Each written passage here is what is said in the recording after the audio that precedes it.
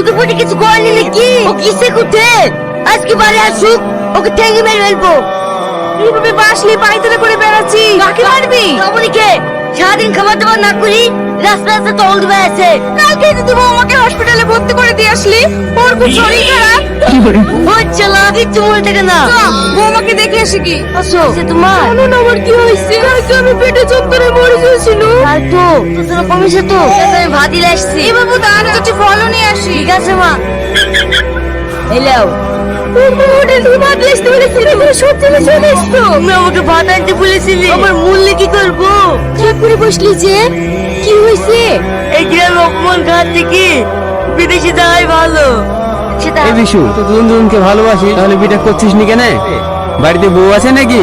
সেটি তো বুঝতে পারছি, আমার ভুলে মন তো। তোকে নিশ্চয় তো মনে থাকতো বিটা করিলিস। তো ঠিকই বলেছি। এটা কিছু কেন? আমার ছেলে করে নিয়ে